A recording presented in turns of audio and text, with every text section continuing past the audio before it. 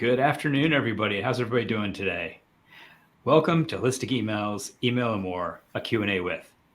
I'm your host, Skip Federa, coming to you from a slightly dark location today. Apologies for that.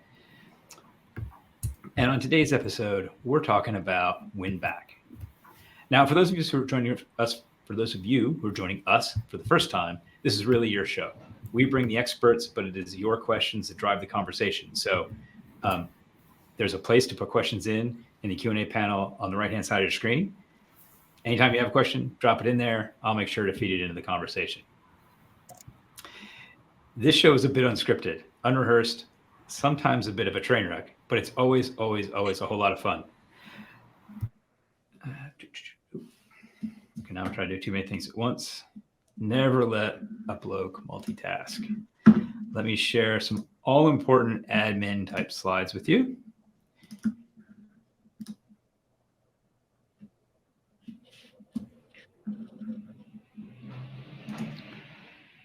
Alrighty. So first up are our speakers. With me today,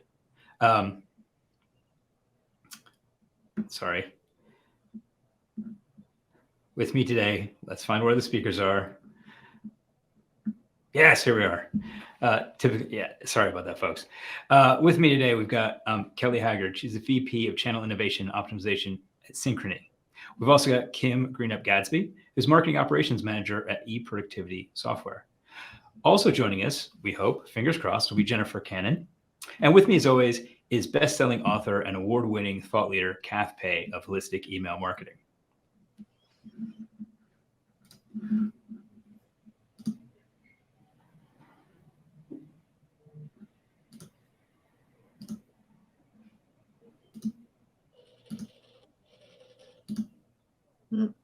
Well, wouldn't you know, the sponsor slide is the one that doesn't work. But we wouldn't be able to do any of this without our wonderful, wonderful sponsors. So before we go any further, we'd like to take a moment to thank our sponsors. This entire series has been brought to you by our gold sponsor, RPE Origin, and our silver sponsor, Bloomreach. Now, our next episode is going to air on July 11th, but if you can't wait that long, check out the Holistic Email website. We'll get a link to that in the chat. And you can catch up on every episode from seasons 1, 2, and 3, as well as the first 3 episodes from this season. Now, our time always passes too quickly, so please start to get those questions into that Q&A tab there on the right. Now, as an email marketer, you know that repeatedly sending to unengaged subscribers is going to damage your list. It's going to damage your sending reputation, right? Now, I could not find the exact stat, but conventional wisdom says that it's cheaper to retain a customer than it is to acquire a new one.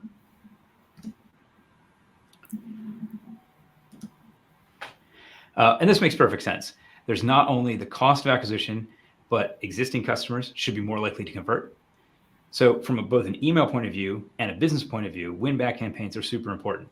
But it turns out win-back campaigns are really, really hard.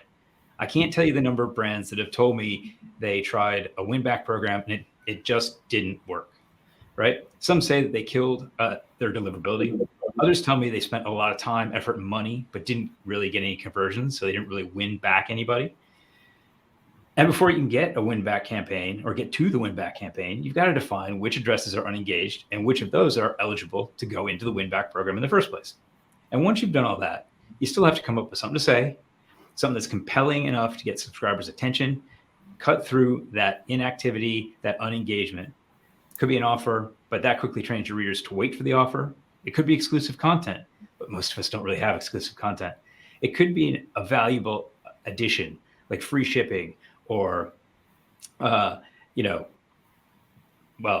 guess, free shipping, free returns, another possible one. But again, that eats into margin and is also a real cost to your business. So it's important, but it's hard. But don't worry, because our expert panel is here. They're going to answer all your questions. Now, like I said, don't forget to get your questions into the Q&A tab on the right.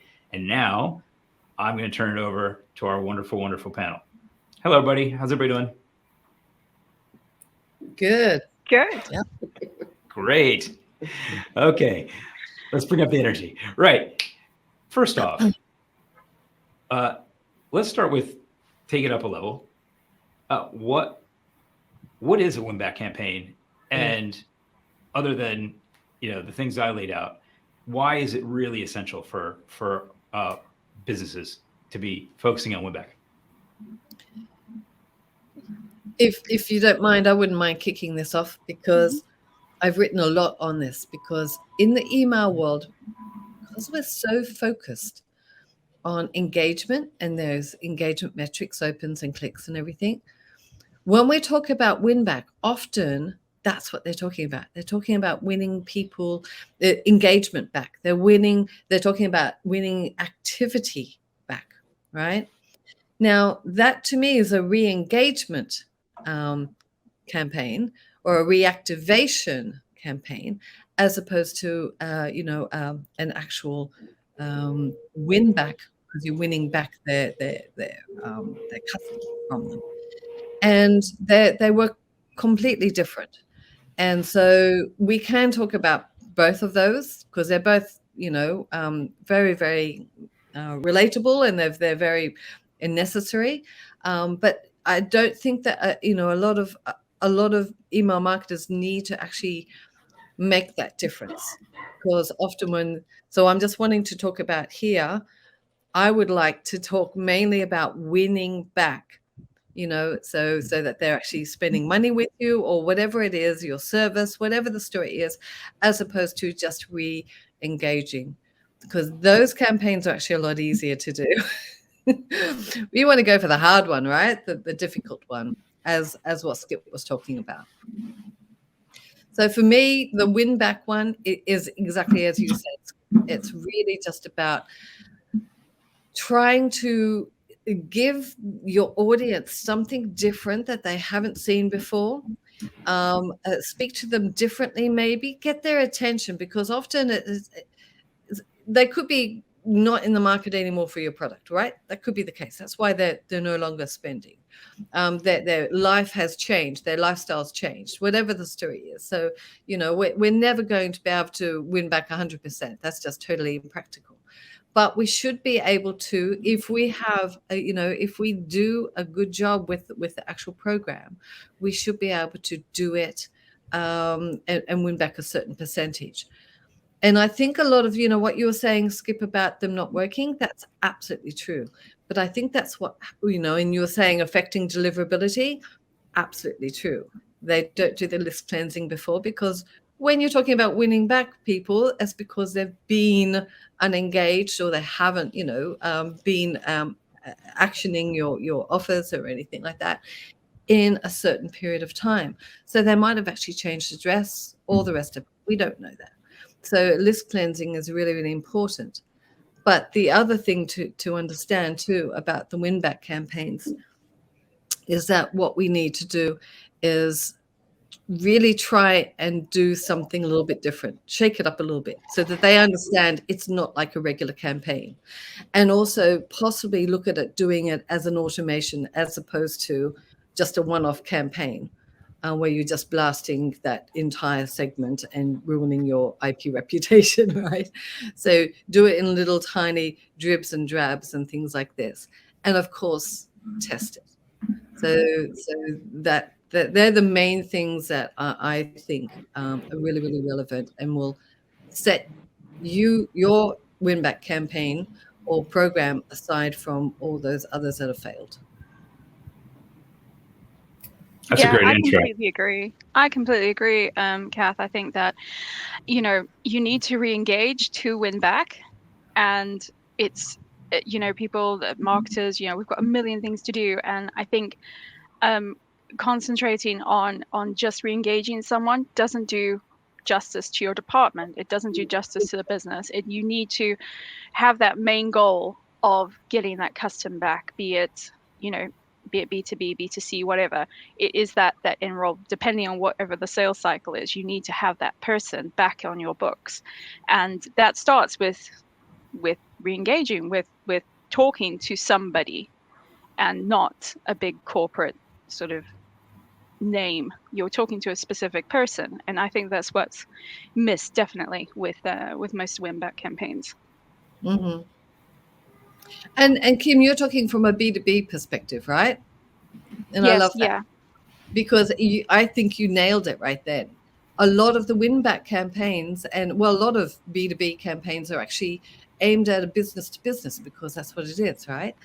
But the problem is that it's actually an individual reading it, and an individual who has needs and wants and desires and all the rest of it. And it's about using your knowledge of their position, of their type of company they are, and everything to be customizing that messaging to suit them, to really speak to them.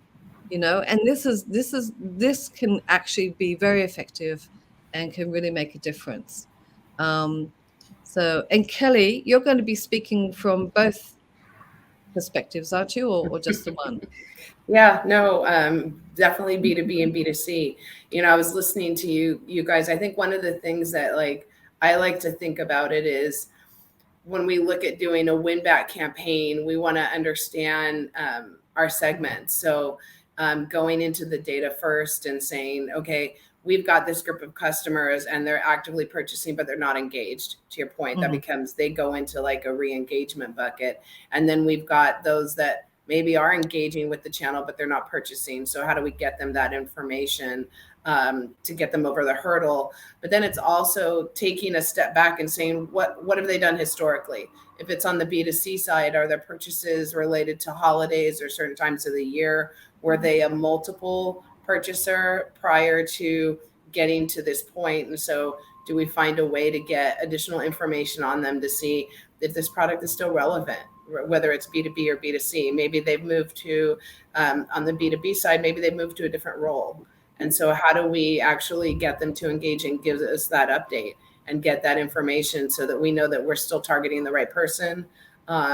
On the customer side, again, it's being able to take those nuggets and say, okay, we're going to do this win back campaign or reactivation, either one. And I'm with you. I laughed when you were talking about that because that resonated with me, because I think a lot of people call both win back and they call both reactivation, and they're really distinguishable. And sometimes you're doing them together, right? So sometimes it's about getting that sales back and also getting that engagement back in the channel of choice. So it's definitely it's definitely all about how you can get as far into the data signals to just really understand how you can talk to them differently, how you can target them based off of what you know about them. So even beyond the list cleanse side of it, is there's stuff out there like activity overlay. They're not, they're not looking at our stuff, but we see that they're looking at other stuff from their email or other channels. So I think it's just such a great opportunity to get those people that already have a brand affinity to your business, and really bringing them back into the fold. Mm. And just because I know about Synchrony, and it's a very, very, very, very big, because the UK audience and the European audience are less likely to be familiar with it. Very, very big financial company, right? Yeah. So you do have a lot of resources, data resources, analytics resources, everything at your hand. Whereas Kim, I think you work for a smaller company. Is that right? Yes, that's right. Yeah. So that, Yeah. yeah, it is challenging, I have to say. I have sort of worked for companies that do have sort of unlimited, and those that don't, and it does impact the amount you can do, but it doesn't stop you. No. It doesn't stop you, especially sort of looking at, obviously you don't want to hurt your deliverability rate, but at the same time, you don't know until you try. Yeah, one-off email to somebody to see if it's working, or if you do have the budget, you can always look at different tools to see if it is actually going to get there, making sure obviously that your domain is set up correctly, and there's going to be no deliverability issues on that side. But seeing if somebody's there, also a good close relationship with the sales team. If they know things about the person, about the company, about the person that they've been engaging with. If they are no longer at the company, that would save sending the email. It would save that loss there. Wait, are you asking sales to keep the CRM up to date? No. Actually, I want to take a step back though, because I love the fact that we've got some B2B people on today, since that's, I'm a B2B CMO. When we're talking about not win back from I want you to buy something, but a re-engagement, how much do you both worry about people who are not in your buying persona? People who have, you've been doing a great content syndication program, you've collected their data, but they're really just using your content to enhance their career, and they're not, my two companies sell marketing technology, right? So an email marketing manager, while I'm sure they're a very lovely person, never going to buy from me. So what do you do with those folks? Do you try to win them back? Do you say, they haven't engaged, I'm just not going to bother? Or? I love what you just said, because I think you do have to talk to them differently, and you don't know whether or not they have a seat at the table at the final decision. So I think you still, if it's content that they're trying to get out, give them the content. I think you want to make sure that they have a brand affinity where if they're called upon to step up and be a tying decision maker or part of the of an RFP process, you want to make sure that they're going to be willing to stand up and speak for your brand. So I think even though they're not the decision maker and they don't necessarily fit into any persona, you never know in the background that someone might be called to the table to step up in a room that you're not in and say, this is the brand that we should be going with. Absolutely. Absolutely. So, ladies and gentlemen, as promised, Jennifer Cannon. Big round of applause. Jazz hands. Hey, Jennifer, how you doing? Hi. I apologize for taking a little bit extra time to join this morning or afternoon, but I'm very happy to be here. So happy to have you here. Jennifer, you're still doing a little, you're breaking up a little bit. At least you were for me. Is that the experience everybody else had? Yeah. Maybe try video off, or there's if you jump into the speaker chat, John, the producer, can give you some suggestions. Right. So we have a question from the audience, and this is from Kellyanne Doyle, who's the marketing operations manager. I'm going to guess it's Zook, but it could be Zook or Zoek. Anyway, Kellyanne, sorry about that. Don't know your brand, but great question. What is the typical timeline for a win-back email campaign? Now, I'm guessing Kellyanne's question is like, how long should you let it run? But before we get to that, I want to start with, while we're in the thinking about timelines, how do I decide somebody is unengaged? I think the win back is, there are so many more things to consider with these campaigns. I mean, we do have to consider a lot of things with different types of automations and campaigns, but with win back, it's even more so. This is going to be completely and utterly dependent upon your brand in your buying cycle, and up to you to decide, okay, listen, this is our regular buying cycle, is they would have bought 3 times by now and they've not bought at all, right? So then, and also you can, the way we like to do it with our clients is we like to have like lapsing, lapsed, and then win back. So we've actually got 3 different stages. We can see that they should have done something by now, but they haven't, right? So that's lapsing. Then they most definitely haven't. It's been a few months later. Then they're lapsed, right? And then by the end of the win back, they're the ones that are really, really tough, right? And sometimes we will look at it, we'll say, do you know what? We will always start with the lapsing, and then we start with the lapsed. And then depending on the results, we may even forego on the actual, what we call win back. And those ones are really quite, they're usually dealing with your old clients.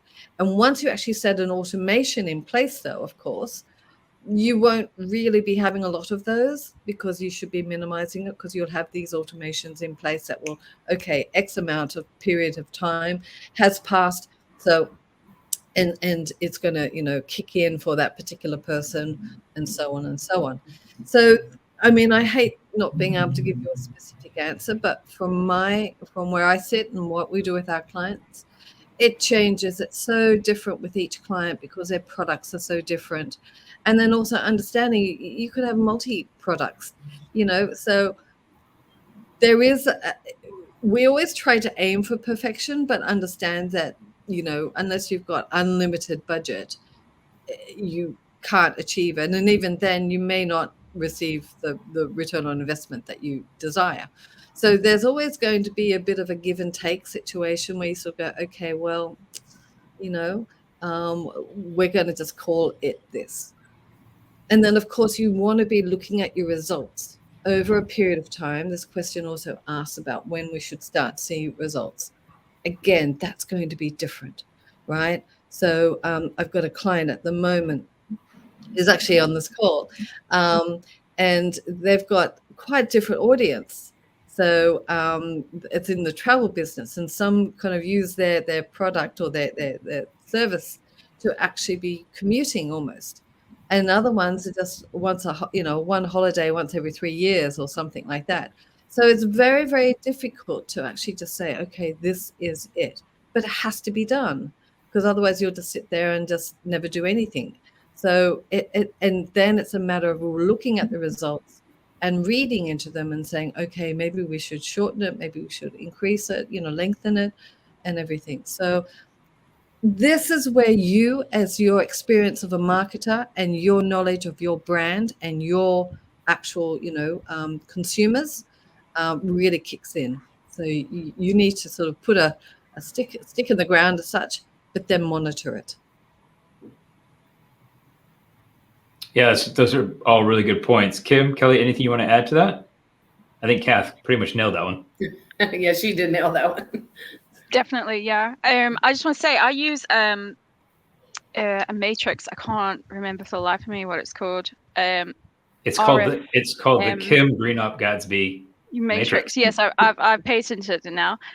So you look at how long, how long they normally have been engaged for, or how long has it been since they've last purchased. Then sort of how often did they purchase or engage before, and then what was their average sort of order. So there's like a matrix, and from that it's the RFM matrix. That's it. RFM, yeah.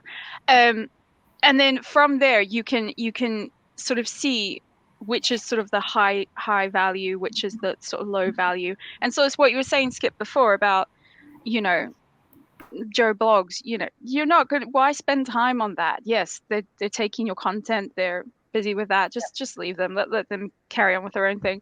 But the people who are and sort of having them in this, like you say, Kat, in these separate segments, it will make it so much more easier for you to see, and Yes. and then have the reporting there that will back it up. And once you can see the data, once you can see the reporting, once you can see it, then you know where to start. And I know it can be really daunting and scary, and the best thing to do is just start. Just start pulling it.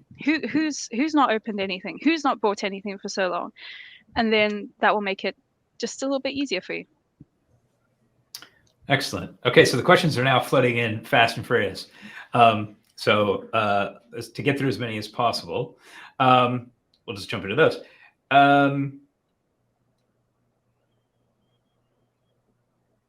I like this one from Heather Williams, I think. Email an event analyst at Bailey Gifford. Okay. Also, cool title. Email an event analyst. I want that job. We're considering a snooze emails for 1, 3, 6 months feature up to the first email in our win back campaign. Have any of you done this?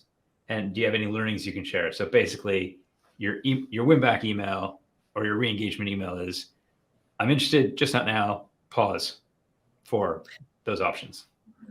Yeah. So we haven't done it with our clients, but I did read an awesome case study last week, right? And I'm trying to think. It's actually for a product that is used within email marketing, and I'm trying to think of what it's called. So it's one of our products, and so therefore obvious as in our industry, and so it's actually email marketers who are the audience. What they found out with all the effort that they put into it, the return on investment wasn't there. They just went, we should have just spent money elsewhere. We thought it was a great idea, and it is. It's a great idea. And in theory, it should be work a treat.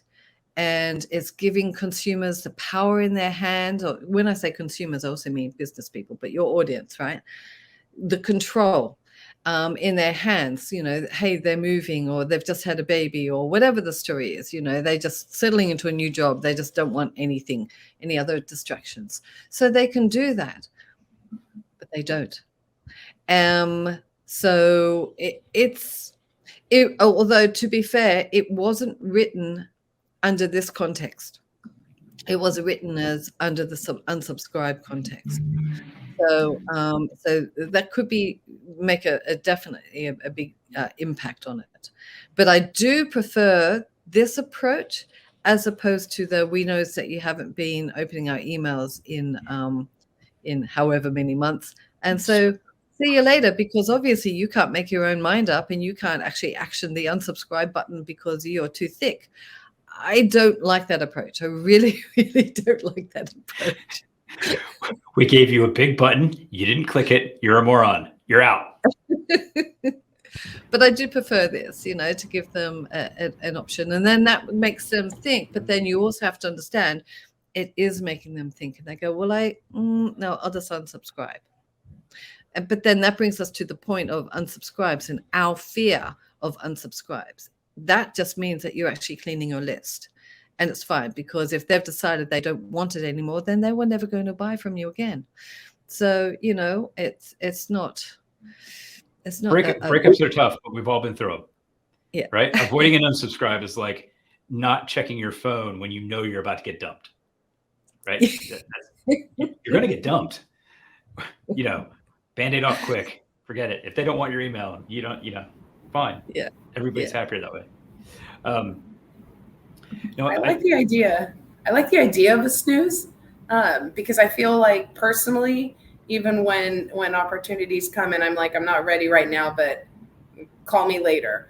I think there's other ways to do it. I think about some of the stuff we do with like live polling.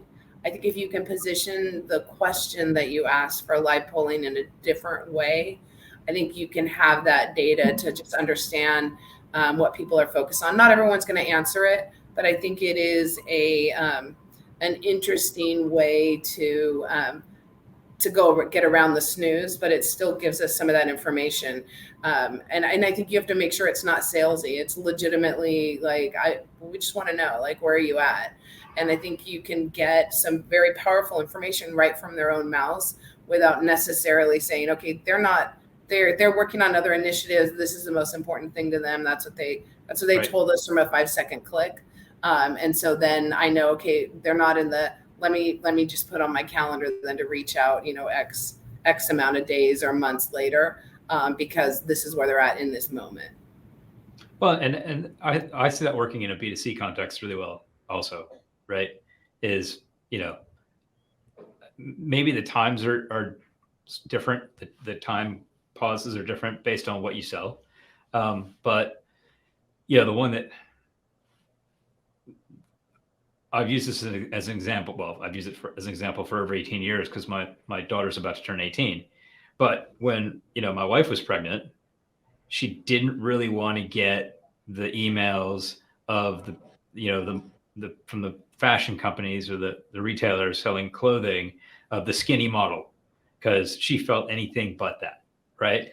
And so if there had been hit me up in 9 months or hit me up in a year, that would have been great. Instead, she kind of unsubscribed from everything. And then when she went back to sign up, she ended up signing up to a whole bunch of different brands. So all those brands lost that opportunity. Now that opportunity might not have been there in reality. Who knows? But, for lack of having that opportunity or having that capability, they lost a potential future sale. Yeah. So I mean, I think it's a very good thing to be testing, right? Particularly if that feature is easily accessible and available already to you via your ESP. Absolutely. If it takes a lot of programming work and everything like this, then you really, really need to put a business case forward for it, I think, and really convince both your team and yourself and your C-suite or whoever it is that this is potentially going to be, a good thing, and build up that hypothesis that way. Other than that, and definitely treat it as a test. We're not saying we're doing this. We're implementing. It's Right. Make sure it's Right. it's a test. So, a couple of things for the audience. One, if you've put your questions in the chat, if you could copy those over the Q&A, that makes my life a lot easier. And there are some good questions in there, so make sure you do that. The second thing is, we've got a lot of B2B questions. And one of the comments that email marketers like Kath and I get at every event that we run, every conference that we do, there isn't enough B2B stuff. So I apologize. I'm going to lean in a little hard on the B2B stuff today because we've got the questions and we've got the expertise with us. We'll change the schedule. Kath, hope that's okay.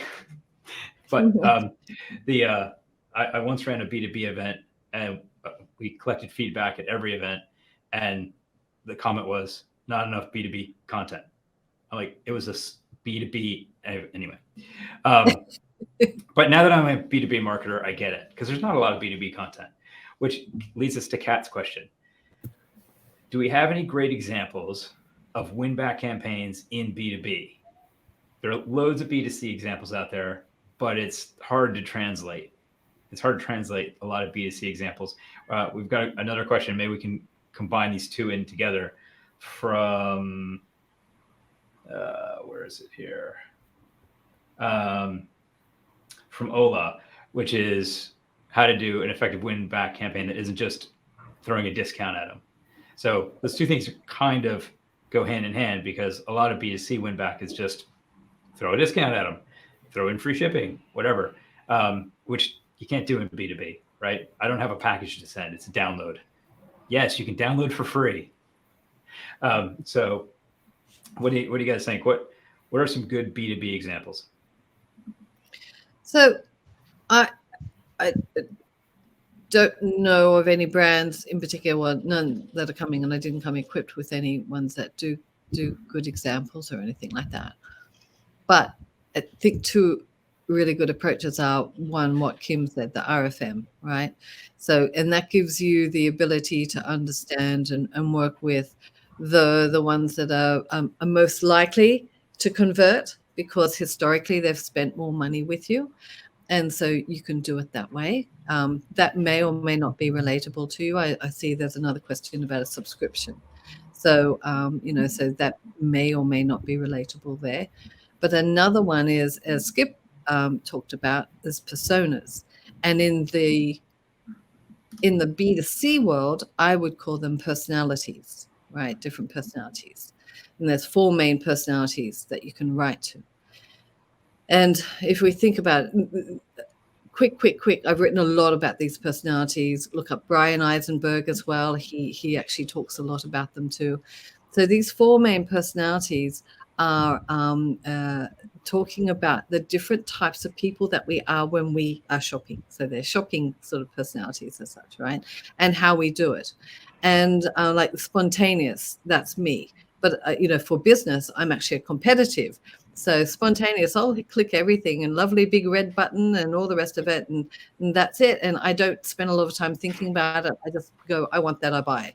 And competitive, man, you literally have to do everything to get me to buy when we're talking about B2B, right? So 2 different personalities from the same person. I'm not suggesting in this circumstance that you actually split your audience into them. What I'm suggesting here is, if you're going with the personality route, or if you don't have personas, and remember, on a B2B perspective, if you don't have personas, that's okay. what you want to do is still use the personalities, but understand that you're talking to a person. Like I said at the very beginning, they've got needs, they've got wants, desires, and everything, and how they relate to your products, how they use emails, how they do it, buy, everything like that is completely different, right? Because they're individuals. So all you can do is read up about these 4 different personalities, understand what they do like, what they need, and ensure that every single email has got something for everyone. Another thing you can do if you're doing a win back program, so an automated program, you can have, say, one for the spontaneous, one for the competitive, one for the humanistic, and maybe that would help too. So you speak to them as though they're spontaneous. Those that aren't spontaneous won't reactivate with that one, but they might with another one. So these are the kind of things you can be. There's a whole heap of different types of tactics, but they're all very much focused on not so much on you, the brand, and the offer that you can give them, but the consumer, right? Their needs, their wants, how they relate, and how, this is what I was saying to you about you being the marketer and knowing your brand, your products, and everything. So really bring your knowledge into it. But yeah, the RFM and the personalities or personas, I think are really, really good tactics. But I don't have any examples. I think about just standing out and getting their attention and getting them to pause and say, yeah, I forgot about that brand, or I haven't thought about that, and kind of figuring out where they are. We had one, it was a B2B campaign, and everything kind of looked the same across the industry. It was we were in the healthcare technology space. And we ended up just brainstorming, sitting in a room and realizing the things we had in common with the customers, which, at the time it was people are overwhelmed. There's so much stuff coming through, and how do we really stand out? And we it was a very serious industry, and very everything was, almost medical, prescriptive of what it looked like. And we were like, let's have a little fun with it. And we sort of went outside of the norm and said, where does your direct mail go? Well, you use it to put your coffee cup on. So, you don't have a coaster, and we kind of just went outside and did this light humor campaign of where your marketing kind of goes, and gets lost. And it really got attention. And we had some good prospects that had sort of fallen out of the loop that actually called and said, this campaign is what a brilliant idea. It just it made me stop, focus, and smile a little bit, because that's the reality of it. We're getting so many of these messages, and what are we actually doing with it? And then it caused people to stop and look at the brand again. So I think some of it is just, there's a lot of tools out there for personalization. So we know what they used to buy, or we know what their behaviors used to be, and being able to take that and bring that into the message, just to cause people to take a second out of their day, pause, and remember your brand.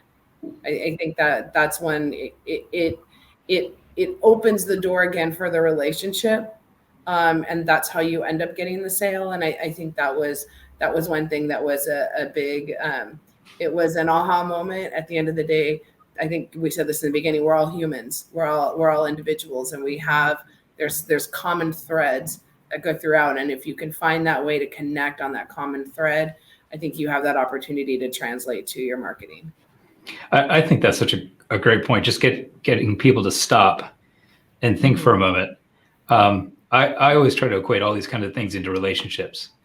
And so I don't very often bring home flowers. I do occasionally.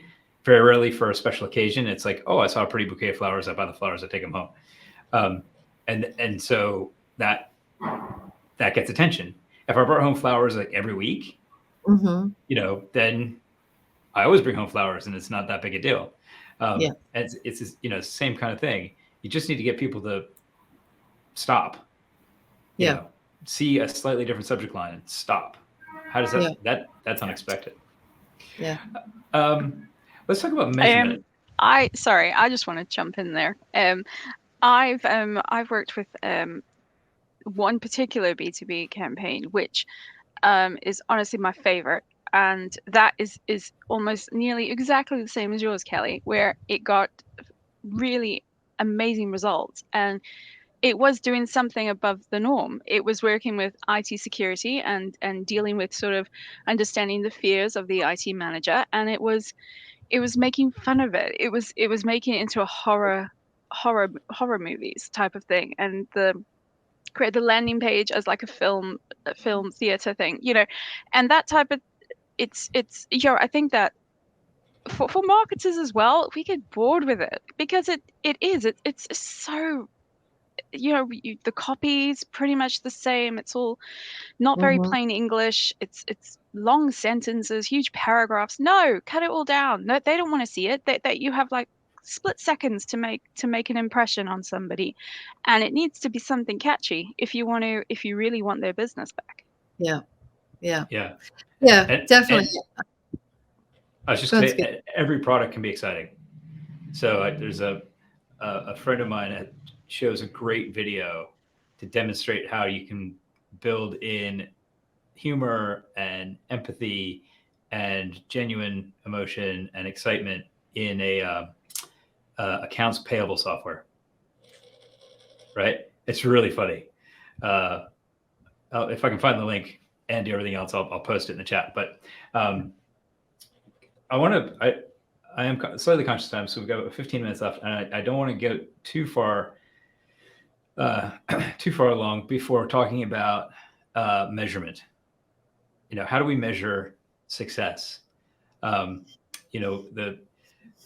one brand that I was talking to that said, "Oh, we tried Winback, it didn't work. We only got 3 conversions." I'm like, "Well, what was your average order value?"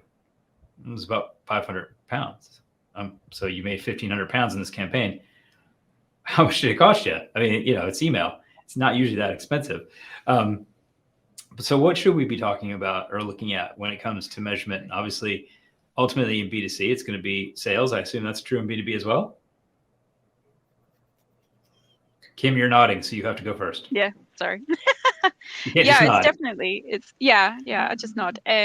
It's the deal closed. That's the main thing. That's what people take notice of. Yeah, that's what the big guys take notice of, is the money that your campaign has created. And the most important thing to do as well is to make sure your attribution is working correctly, Mhm. because the last thing you want is to do all this work and it's not gone back to you and your work. And then so that's the main KPI. The smaller ones are, have they clicked through? How long have they spent on the page? How long have they bounced back? We concentrate on email, but then the landing page is important too, because that's where you want them to go. Obviously, PDF is a bit difficult to sort of measure, with you sort of go there or you leave it open or whatever. It's a bit difficult to measure, but definitely sort of downloaded content, visiting pages, sort of bit of the click-through rate, that type of thing.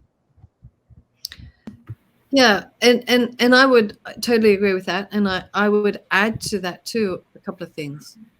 One, when it comes to attribution, right? DMA, Consumer Tracker Study, has just come out for 2023. And again, same as it does every year, yes, one of the actions that a consumer will take when they receive an email that they like, right, is to click on it, but it's not the only one. So a lot of them are actually going to be saving it for later. Now, this is so true. At the moment, the last few weeks, I've been inundated with, people who are trying to present their timings onto me.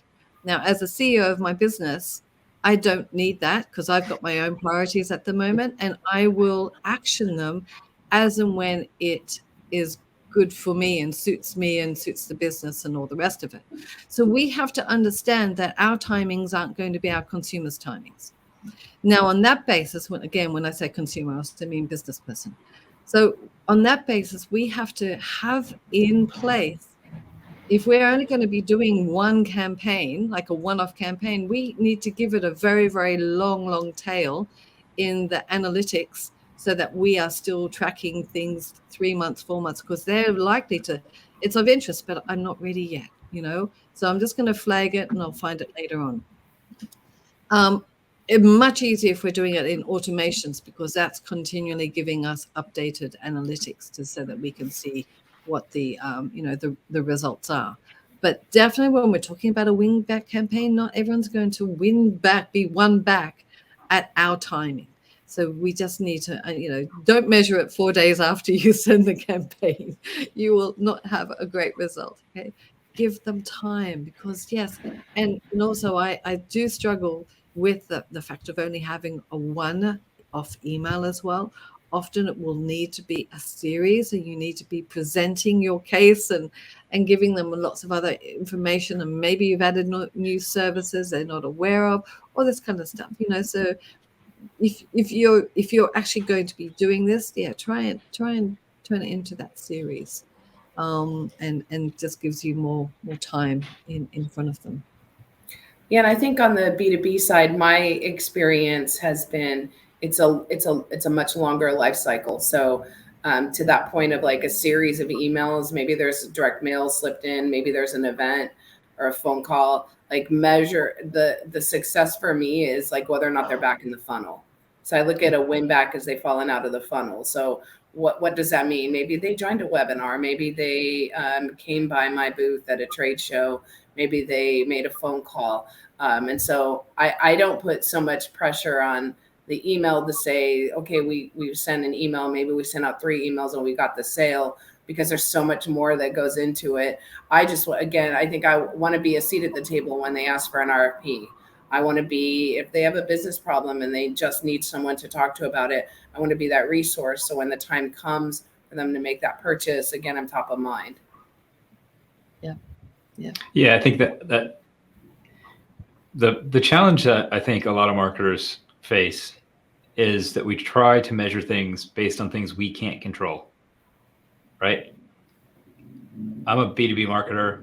I have very little control over the final sale, right? I can tee it up. I can give the buyer all the information they need. I can prep the salesperson with, this is everything the buyer's looked at. This is every piece of information they've given us. Here you go. And if the salesperson has a bad call, or the buyer is having a bad day, all that stuff is out of my control, and really nobody's fault either. So I like the notion of, measure success based on how far you've gotten. And we did have a question that's specific to, I'll read the question. I'll actually just put the question on the screen because it's a long one. So this is from Niall, and they ran a reactivation campaign, had a 1.5% reactivation rate. Is this good? Would you consider this above or below average in terms of reactivation rate? What do you guys think about? What do you all think about benchmarking against others?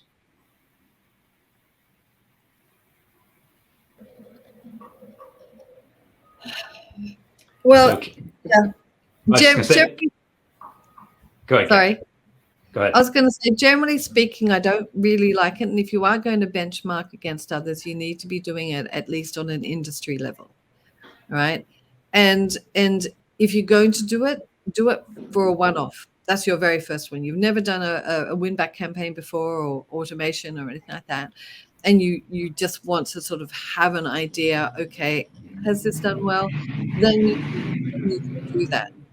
But then next time you're going to be doing it against what you've done in the past. Okay.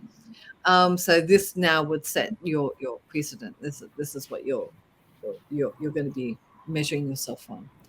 1.5%. Again, I've got so many questions that I need to actually qualify what it's all about, right? How often, how recent, all that kind of stuff, like, was it a very targeted group? Was it a very generic group? If it was a very like, hey, we've just pulled out we've got 60% of inactives in our database, and we did this and we got 1.5% reactivation, then awesome. You've done a great job. If it was a really, really, if you use the RFM segmentation, and these guys are really, really high spenders and frequent spenders and all the rest of it, 1.5%, well, then I'd probably say, oh, you could have done a bit better. But have a look at your regular campaigns. What is your conversion rate for your regular campaigns, right? Now, it's probably not going to be as good as that, unless you've got a totally phenomenal offer that you're giving them, which is totally unique and all the rest of it. But it's probably going to be a little bit less than that, because remember, they are more of a challenge. Hence why they're in this particular group and receiving this campaign. So I'd be looking to do that, So if you regularly get a 2%, conversion rate, then fantastic. But again, what period are you measuring this on? Are you still measuring it? Has it increased at all? Let me tell you, I go in and look at my clients all the time, and they are underreporting their success on email because of that long tail. They don't measure that long tail. So check that one out. Make sure it could have actually increased. Excellent. Yeah, I have to agree. I don't really do the whole industry standards, because it's all different. It's like measuring apples and pears. It's different products. You might be in the same industry, but it's completely different products. And I've got products that are quick sales, products that are long tails, and it's just you've got to, like Kath said, go through what you've got, create your own benchmark. You don't need to go against anyone else if it was a good one or not. It's what it means for you and your company, and if it is a really positive one, if it's better, or if it's less, like Kath said, it's going to be worse. It's not going to be brilliant, because they're harder to get, and that's what the work is involved. But I think that just do you. I like Just that. do you. Just do you. Just do you. There are a couple of questions swimming around. Kellyanne's got a follow-up about industry-specific considerations for win back. And she's talking about specifically about B2B clients. We had talked in the prep about, are there design considerations for win back? So Kim, I want to build off the UBU, but what are some top tips? Or if you don't want to do top tips, let's do the things that you see brands getting wrong the most when it comes to just the structure of their win back. Not so much the data analysis to get to that point, but it's it's now hitting the inbox, hopefully. Where are brands getting it wrong? I think it's I love my metaphors, and I'm going to sort of live with that now. So it is, like we sort of said, it's a relationship. So how they're getting it wrong is, how a relationship falls apart is, you've either got a person who is the problem, or it's you. So It's not you, it's me. It's you, it's me. And if I'm in a relationship and I'm just constantly talking at someone and constantly just not listening to their needs, I'm telling them how great I am. I'm telling them how great the company is, how we're brilliant, how we're going to solve all your problems. And I'm like, you don't know my problems. You've not asked me anything. You've not engaged with me. That's where they fall down for me, is when I'm being talked at. And it's all jargon. It's all long, huge, long emails. I don't know where we've gotten into this point where it's just, you feel like you've got War and Peace on an email. And the other side of it is where it's me. I'm the problem. I've moved jobs. I'm not interested anymore. But we keep hammering out a dead horse. Just accept that the person is not doing it, is not engaging. Move them to a separate pot, and let's move on with our lives. Actually, you touched on a great point there that I think, for me, a lot of brands get wrong. I've worked at many companies where, when a key individual leaves a team or a department, their email account is left active for a while, so that their boss or the person that takes over their job can make sure they're not missing things, right? That there's all the right communications are coming through, and but there's usually an auto reply that says, "Oh, so and so has left the company. Please contact blah blah blah." so many brands just ignore that. They told you they're not there. No, send again, send more, send it again, send it again. And in days gone by, if you've been watching this whole series, you'll have heard me say this before. But I've been in email marketing since AOL was relevant, and back in those days, deliverability on a B2B front had different challenges, right? You had a very small number of email addresses at a huge number of domains. Each domain was set up by a different postmaster. They had different ideas about what was a good thing and a bad thing in terms of emails coming in. They had different tools they could use. Now, a huge number of corporate emails are managed by Microsoft and Google. And so the tools are somewhat more uniform, but the downside to that is if you start screwing up at a Google domain or across multiple Google domains, suddenly all of your Google domains get the same kind of treatment, and you don't know why, because you don't know that they're necessarily a Google domain or a Google managed domain. So, somebody says, I don't work here anymore. Listen to them. Don't talk at them. Listen. And that comes back then to a key point, right? Doing a bit of a list clean beforehand. Particularly if you are going to do one big, which I wouldn't recommend, but do a big, one big, this is our 60% of inactives. Let's just send them a campaign. I don't recommend that, doing it quite like that. But if you were, you have to clean your list. Now, Skip, I know you're CMO of a pretty awesome tool that can help you with that. Do you want to sort of explain a little bit about that? Because I think that's a really, really helpful tool. Yeah. So thanks, Kath. I was going to try not to plug Audience Point, but I appreciate the opportunity. So I'm the CMO at Audience Point. We have a number of tools, but that they're all built off the world's first, as far as we know, email marketing second-party data pool. And what that means is we can give our customers a holistic view of what's going on with their recipient's inbox. So every brand knows if a customer is engaged, right? When did we last send to them? When did they last open? When did they last click, etc. And if they haven't done any of those things, you've sent to them, but they haven't opened and clicked in a while, you could argue they're unengaged. And they are unengaged with you. But what you don't know is if their email box is abandoned. So using the second party data pool, we're getting those inbox signals from multiple brands. And suddenly we can tell you, right, this person is unengaged with you and actually unengaged with everybody. So probably an email address you don't want to send to. That's probably an email address that's been abandoned and is potentially about to become a honey trap. Versus, here's an email address that's not engaged with you, but they are very engaged with other people. Okay, so we know the address is active. Now it's up to you to come up with the content and the creative to get that cut through that we were talking about earlier, get them to stop and reevaluate the situation with your brand. Yeah. Nice synopsis. Thank you. Thank you. Yes, and I recommend that capability, I will tell you. I've heard it called activity overlay or something along those lines, but I think that, again, the more data you can have to this, the more targeted and effective your campaigns are going to be.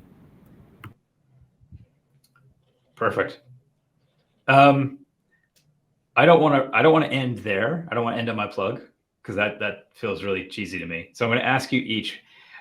We have had one question. We've had a question from Brittany Johnson, and Brittany put it in the chat, and then we got her to put it in the Q&A, and I haven't answered it yet. So just quickly, as a way to wrap up, the question is, what's the most effective way to re-engage unengaged subscribers without hurting your email health, reputation? There's loads of answers to this. If I get each of you to give just one tip, your favorite tip. And Kelly, since you're to the top right on my screen, you can go first. I would say my tip is access as many data sources as you can as you're targeting and segmenting it out. So, whether it's an activity overlay, list cleanse, something like that, I think it helps you get some of those bad email addresses out of it. Send it a slower throttle rate if you're not sure on it. Whoa, that's two recommendations. You only get one. You only get one. So that, and then I would just say, let's just say, send it out carefully and thoughtfully, and maybe at the same time as another campaign that you know is going to an engaged audience. I think that activity overlay one is a good one. If you don't use a tool like Audience Point, fine, but you do have access to their data. You've got social data, you've got e-com data, you've got other channels. So are they engaging with you there, or are they not? Yeah. Right, Kim, what's your one tip? You can steal the throttle if you want. It's slightly similar, I have to say. Mine is actioning the results that you get. So if you're doing a slow send, look at those results. Look at the inbox that you've got the out of offices of. Look at those hard bounces, and then investigate them, and then action them, and make sure that you completely don't try to resend to them again. Excellent. And Kath? Mine is identify like your best performing, so most recently lapsed type thing, or lapsing, that kind of thing. So not too difficult to win back, and have that as a small segment. Do it as an A/B split test, so a hypothesis, and you're going to have two different approaches, right? And one could be timing, could be whatever the story is. Just do that, and then yes, maybe throttle it, right? Because you don't want too much, and definitely be sending we're big believers in the halo sending strategy. So always start with your most active and all the rest of it, and then you would end that sort of campaign for the day as such with these inactives. Find out what the winning result is, and then build an automation, and that's going to slowly go through all the rest of it, right? So it'll just be dribbling them out. Again, there's a little bit of logistics to be working out as far as that goes, and depends on your system and everything. But hey, we do that all the time with our clients, and it's what works, and it doesn't damage your IP address. Great tips. And if you need any help with structuring an A/B test, I'm doing this from memory, but I think it was episode 2 of this series. We talked about testing. Pretty sure it was episode 1 or 2. So go back, watch that. If you have any questions, give us a shout. So hopefully the sponsor slide will work on the outro. Right. So first off, thank you all. You've been a great panel. This has been a really fun conversation. I think everybody got a lot of information out of it. This is probably one of the biggest number of question days we've had in a while. So definitely the audience was feeling the immense power of your brains. Excellent. And we could not do this without our sponsors. So thanks again to our platinum sponsor, RPE Origin, and our silver sponsor, Bloomreach. Now, Kath and I will be back on July 11th talking about selecting your email tech stack. It's going to be a really great conversation, really fascinating. If you're thinking about doing an RFP this year, definitely tune in. If you're not thinking about doing an RFP, but you're wondering what bits and pieces you can add to your tech stack to make your email marketing more effective, definitely tune in. We're going to have another great panel of experts. So bring your questions, and we'll see you on July 11th. Thank you so much for spending your afternoon with us, or your morning with us, depending on where you were or are in the world. We know that you got other things you could be doing, so we really appreciate you taking an hour out of your day to be with us. And until next time, thank you, and be safe and make good choices.